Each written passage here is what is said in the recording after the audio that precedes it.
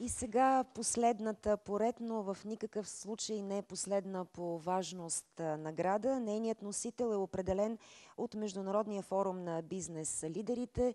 Наградата се нарича Engage и се присъжда на един измежду всичките 70 номинирани проекта в 6 категории.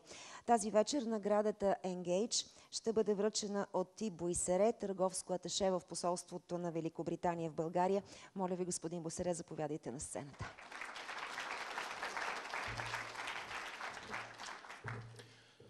Уважаеми госпожи и господа, радвам се да бъда тук тази вечер от името на Британското посолство и посланник Джонатан Алън, за да представя специална награда Engage. Тази награда е през всички категории за дълбоко и широко участие от служителите на компанията. И през 70 много добри номинации, това не е лесна работа за нас, но все пак намерихме победител. И тази фирма има дълга история за корпоративно дарение, но миналото лято за първият път тази фирма започнаха инициатива за да подкрепа деца от 5 домове, Хасково, Руса, Габрово, Пловдив и Шумен, да има хубава лятна почивка. И общо 168 служители и 185 деца участваха в тази успешна компания. И тази фирма е Сибанк.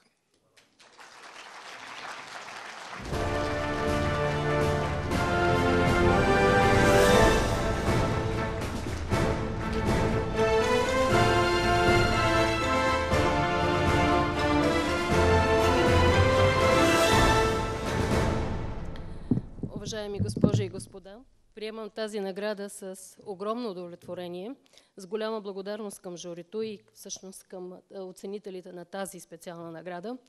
И я приемам от името на тези 168 служители от Сибанк, които вложиха огромен не финансов, а емоционален ресурс от чувства и преживявания. И всъщност те бяха печелившите в този проект, а не самите деца, защото докато реализирахме проекта, всъщност ние променихме цялата нагласа на служителите на Сибанк към корпоративната социална отговорност. Благодаря ви. Честито.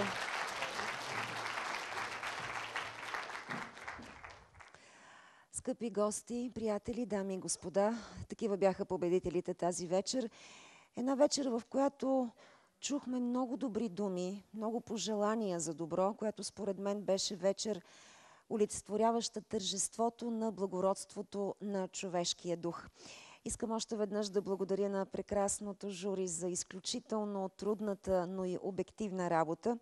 И нека благодарим още веднъж на нашите спонсори, златния спонсор Актавис, бронзовите спонсори Amgen, AstraZeneca, GlaxoSmithKline, Hewlett Packard, Konica Minolta и ЧЕС, както и на приятелите ни от TNT, M3 Communications, Конгрес Инженеринг, Вестник Живота днес, J-Point, Кока-Кола България и Домейн Пещера, които направиха възможна тази наистина прекрасна, изумително прекрасна церемония.